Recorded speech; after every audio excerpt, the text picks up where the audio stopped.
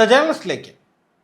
സമീപകാലത്ത് CPM നടത്തിയ രാഷ്ട്രീയ ക്യാമ്പയിനുകളിൽ അതിദയനീയമാം വിധം തകർന്നടിഞ്ഞു പോയത് പ്രതിപക്ഷ നേതാവ് പിണറായി വിജയന്റെ നിയമസഭയിലെ മലിനജല കുപ്പി ഉയർത്തിക്കാട്ടിയുള്ള ക്യാമ്പയിനായിരുന്നു. മലിനജലം, സെപ്റ്റിക് ടാങ്കിലേതടക്കമുള്ള ചെളിവെള്ളം ഞങ്ങളുടെ നേരെ ഒഴിച്ച് ഞങ്ങളെ തകർത്ത് വേട്ടയാടി ഇല്ലാതാക്കാനാണ് ഭരണകൂടം ശ്രമിക്കുന്നത് എന്നും പോലീസിൻ്റെ നീചമായ പ്രയോഗമാണിതെന്നും ഒക്കെ പറഞ്ഞ് കേരള സമൂഹത്തിനിടയിൽ ഒരു ഇരവാദമുയർത്തി സർക്കാരിനെതിരായ ജനവികാരം ഉണ്ടാക്കുക എന്ന ലക്ഷ്യത്തോടു കൂടി അവതരിപ്പിക്കപ്പെട്ട പ്രകടനമായിരുന്നു പ്രതിപക്ഷ നേതാവ് പിണറായി വിജയൻ്റെ അക്കുപ്പിപ്രയോഗം. ആദ്യഘട്ടത്തിൽ സെപ്റ്റിക് ടാങ്കിലെ വെള്ളവും മലിനജലവും ഒക്കെയാണല്ലോ പാവപ്പെട്ട സഖാക്കൾക്ക് നേരെ പോലീസ് ഉപയോഗിക്കുന്നത് എന്ന മട്ടിൽ ജനങ്ങൾ ഒന്ന് നടുങ്ങി, അല്പം സഹതാപവും തോന്നി. പക്ഷേ മിനിറ്റ് വെച്ച് അതിനെ പൊളിച്ചടുക്കി രാഹുൽ മാങ്കൂട്ടത്തിൽ എന്ന വ്യക്തി ഒരു പോസ്റ്റ് ഇട്ടതോടെ CPMൻ്റെ ആ വിഷയത്തിലുള്ള വലിയ ക്യാമ്പയിൻ ചില്ലുകൊട്ടാരം പോലെ തകർന്നു വീഴുകയായിരുന്നു. അന്ന് രാഹുൽ മാങ്കൂട്ടത്തിലിട്ട പോസ്റ്റ് ലക്ഷക്കണക്കിന് പേരിലേക്കാണ് എത്തിയത്. അതിനുശേഷം നിരവധി മാധ്യമങ്ങൾ ആ വിഷയം കൈകാര്യം ചെയ്തു. പിറ്റേന്ന് മറ്റൊരു പ്രധാനപ്പെട്ട തെളിവ് കൂടി പുറത്തു വന്നതോടെ ആ മലിനജലം തെളിക്കൽ കഥ തകർന്നടിഞ്ഞുപോയി.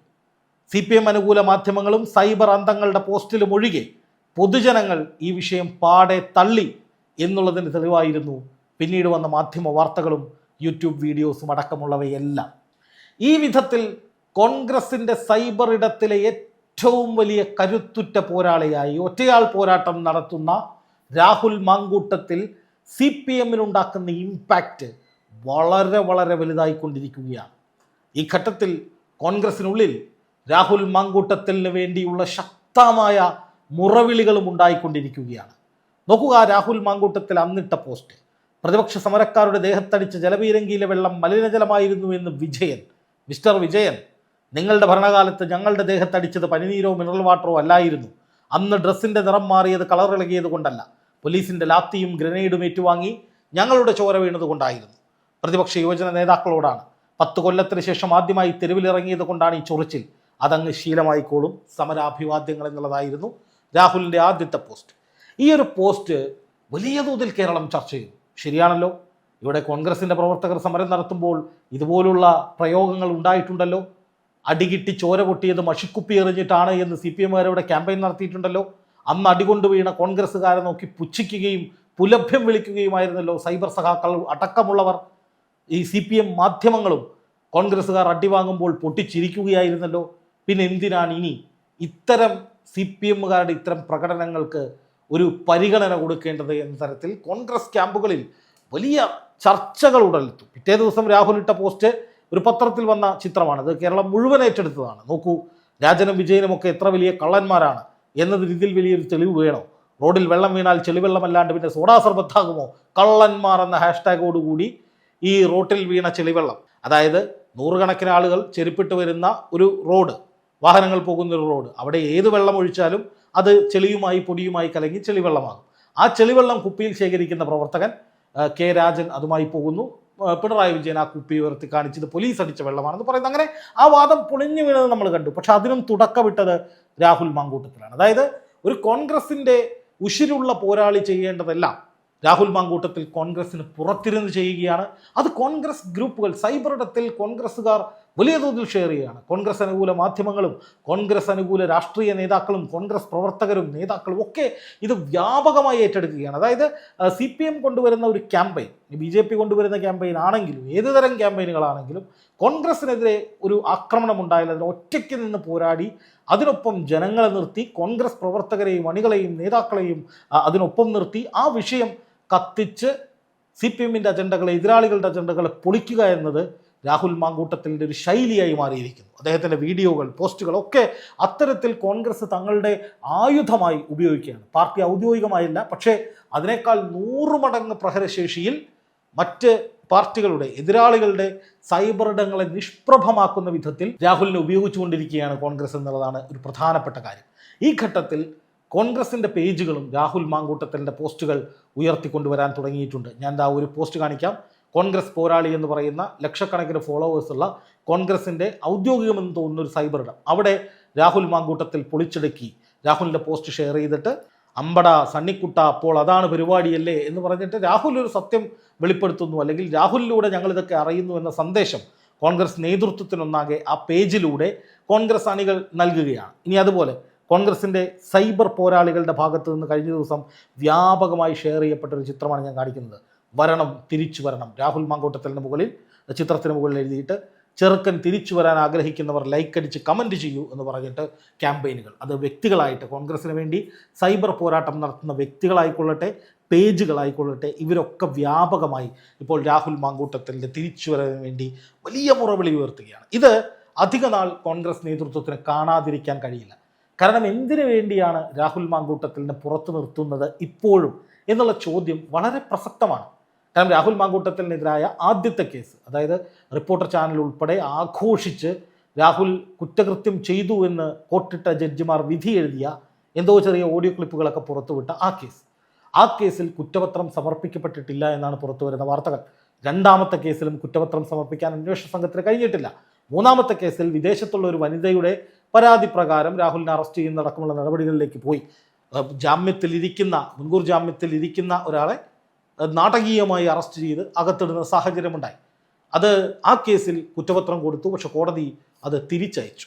വീണ്ടും കൊണ്ടുവരൂ, ഇതിലെന്താണ് ഒഫൻസ് എന്നുള്ള വ്യക്തമായ ചോദ്യം ഉയർത്തിയെന്നാണ് ഇപ്പോൾ വാർത്തകളിൽ നിന്ന് മനസ്സിലാകുന്നത്. അപ്പോൾ അതിൻ്റെ അർത്ഥമെന്ന് പറയുന്നത് രാഹുൽ മാങ്കൂട്ടത്തിനെ നിയമപരമായി പറഞ്ഞതുപോലെ പൂട്ടാൻ ഇവിടുത്തെ പോലീസിന് സാധിച്ചിട്ടില്ല.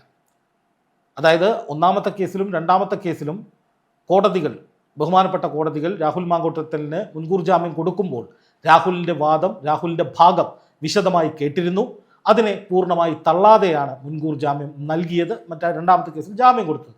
അപ്പോൾ രാഹുൽ മാങ്കൂട്ടത്തിൽ എന്ന് പറയുന്ന വ്യക്തി കൊടൂരമായ ക്രൂരകൃത്യങ്ങൾ ചെയ്ത ഒരാളാണ് എന്ന് മുറവിളി കൂട്ടുന്നവർക്ക്, അതിൻ്റെ തുടർച്ചയായി രാഹുലിനെതിരെ നിയമ നടപടി സ്വീകരിച്ചവർക്ക്, പോലീസ് ഉദ്യോഗസ്ഥർക്ക് ഈ പറയുന്ന കേസിൽ രാഹുലിനെതിരെ കുറ്റപത്രം സമർപ്പിക്കാനോ രാഹുലിനെ പൂട്ടുന്ന വിധത്തിൽ തെളിവുകൾ സംഘടിപ്പിക്കാനോ സാധിച്ചിട്ടില്ല.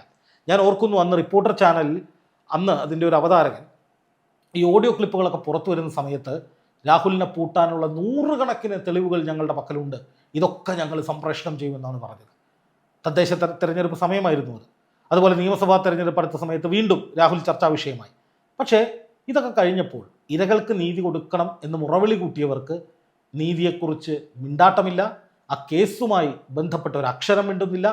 ഈ നടപടികളെക്കുറിച്ച്, അതായത് കോടതികളിൽ ഉൾപ്പെടെ പോലീസിൻ്റെ ഭാഗത്തുനിന്ന് ഉൾപ്പെടെ രാഹുലിനെതിരായ നീക്കങ്ങൾ നടക്കാതെ പോയതിനെക്കുറിച്ച് ഒന്നും തന്നെ മിണ്ടുന്നില്ല. അപ്പോൾ കോടതികളിൽ നിന്ന് രാഹുലിന് അനുകൂലമെന്ന നിലയിൽ രാഹുലിൻ്റെ ഭാഗം കേട്ടുകൊണ്ടുള്ള നിർണായകമായ വാദങ്ങൾ വന്നിരുന്നു, അല്ലെങ്കിൽ നടപടികൾ വന്നിരുന്നു. അതുപോലെ തന്നെ പോലീസിൻ്റെ ഭാഗത്തു നിന്ന് ഒരിക്കലും ഈ രാഹുലിനെതിരായി കുറ്റപത്രം കൊടുത്ത് ഈ പറഞ്ഞതുപോലെ രാഹുലിനെ പൂട്ടാനോട്ട് സാധിച്ചിട്ടുമില്ല. അപ്പോൾ സ്വാഭാവികമായിട്ടും രാഹുൽ മാങ്കൂട്ടത്തിന് നിയമപരമായി ഈ മൂന്നാമത്തെ കേസ് കോഷ് ചെയ്യാനും മറ്റ് 2 കേസുകളിൽ നിന്ന് വിടുതൽ നേടാനുമുള്ള നിയമ പോരാട്ടം നടത്താൻ സാധിക്കും. രാഹുൽ അത് ചെയ്യുന്നു എന്നാണ് മനസ്സിലാക്കാൻ കഴിയുന്നത്. അപ്പോൾ ഇത്രയും കാലമായിട്ട് ഇത്രയും ഗുരുതരമായ ആരോപണങ്ങൾ മാത്രം ഏറ്റുവാങ്ങിക്കൊണ്ട് ഈ ഗുരുതരമായ നടപടികൾക്ക് വിധേയനായ രാഹുൽ മാങ്കൂട്ടത്തിനെ ഇനിയും എന്തിനാണ് പുറത്തു നിർത്തുന്നത്? തിരിച്ചു വിളിച്ചുകൂടെ? അദ്ദേഹത്തിന് കൃത്യമായൊരു പദവി നൽകിക്കൂടെ എന്നുള്ള ചോദ്യം വളരെ ശക്തമാണ്. കാരണം ഇനി പൊതുസമൂഹത്തിന് മുന്നിൽ രാഹുൽ പെണ്ണ് കേസിൽപ്പെട്ടവനാണ്, ഇതാണെന്ന് പറഞ്ഞാൽ നിലനിൽക്കാനുള്ള സാധ്യത വളരെ കുറവാണ്. കാരണം പിണറായി സർക്കാരിന് കീഴിൽ പോലീസ് മാസങ്ങളോളം ഈ കേസ് അന്വേഷിച്ചു. അതിനുശേഷവും രാഹുലിനെ കൃത്യമായി പൂട്ടാനുള്ള കുറ്റപത്രം കൊടുക്കാൻ കഴിഞ്ഞിട്ടില്ല. ഇപ്പോഴാണെങ്കിൽ രമേശ് ചെന്നിത്തലയുടെ പോലീസാണ്, ആഭ്യന്തരമന്ത്രി രമേശ് ചെന്നിത്തലയാണ്. സ്വാഭാവികമായിട്ടും ഈ കേസിൽ കെട്ടിച്ചമക്കലുകൾ അടക്കം ഉണ്ടെങ്കിൽ അതടക്കം പുറത്തു കൊണ്ടുവരുന്ന വിധത്തിലായിരിക്കും ഇടപെടലുണ്ടാകാൻ സാധ്യത. ഇനി അതുമല്ല, ഇപ്പോൾ പോലീസ് കുറ്റപത്രം നൽകിയാലും അതിലെന്തെങ്കിലും പാളിച്ചകൾ ഉണ്ടെങ്കിൽ, രാഷ്ട്രീയ പ്രേരിതമായ എന്തെങ്കിലും ഗൂഢാലോചന കുറ്റപത്രത്തിലടക്കം അല്ലെങ്കിൽ ഈ കേസിൽ നടന്നിട്ടുണ്ട് എങ്കിൽ അത് പുറത്തു കൊണ്ടുവരികപ്പെടുക തന്നെ ചെയ്യും.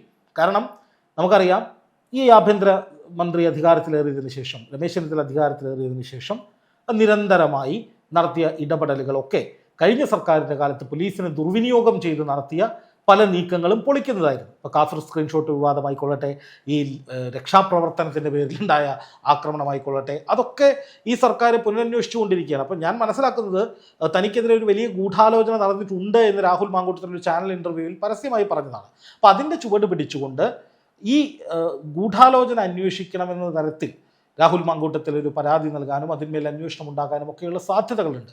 എന്തായാലും നിലവിലെ സാഹചര്യത്തിൽ രാഹുൽ മാങ്കൂട്ടത്തിൽ തിരിച്ചു വരണം എന്നുള്ള മുറവിളി കോൺഗ്രസിൽ ശക്തമാണ്. അതുമായി ബന്ധപ്പെട്ട് കൃത്യമായ നടപടികളിലേക്ക് കോൺഗ്രസ് പോകും. എന്തായാലും കോൺഗ്രസിൽ ഒരു പുനഃസംഘടന വരാൻ പോവുകയാണ്. KPCC അധ്യക്ഷനായി പുതിയൊരാൾ വരുന്ന എല്ലാ സാഹചര്യവും ഉണ്ട്. അത് വേണമെന്ന് തന്നെയാണ് കോൺഗ്രസ്സുകാർ പറയുന്നത്. കാരണം സണ്ണി ജോസഫിനെ സംബന്ധിച്ച് അദ്ദേഹം മന്ത്രിയാണ്. അദ്ദേഹത്തിന് KPCC അധ്യക്ഷൻ എന്ന പദവിയിലേക്ക് ഇരിക്കാൻ കഴിയുന്നില്ല, അല്ലെങ്കിൽ അത് ശ്രദ്ധ കേന്ദ്രീകരിക്കാൻ കഴിയാത്ത സാഹചര്യമാണ്. അപ്പോൾ സ്വാഭാവികമായിട്ടും ഒരു പുനഃസംഘടനയുണ്ട്. അതിൻ്റെ ഭാഗമായി കൂടി ഈ രാഹുൽ മാങ്കൂട്ടത്തിനെ തിരിച്ചു കൊണ്ടുവരുന്നതടക്കം, അർഹമായ പദവികൾ നൽകുന്നതടക്കമുള്ള, അതിനു മുമ്പ് രാഹുൽ തനിക്കെതിരായി ഉണ്ടായ നടപടികൾക്ക് മേൽ ഒരു നിയമ പോരാട്ടം നടത്തുന്ന തുടക്കമിട്ടാൽ തന്നെ രാഹുലിനെ തിരിച്ചു കൊണ്ടുവരാനുള്ള നീക്കങ്ങൾ സജീവമാകുന്നു എന്നാണ് മനസ്സിലാക്കാൻ സാധിക്കുന്നത്. എന്തായാലും രാഹുലിന് വേണ്ടിയുള്ള മുറവിളി ശക്തമാണ്. അത് ഏറ്റെടുക്കാതെ രക്ഷയില്ലാത്ത അവസ്ഥയിലേക്ക് കോൺഗ്രസും എത്തിയിരിക്കുകയാണ്.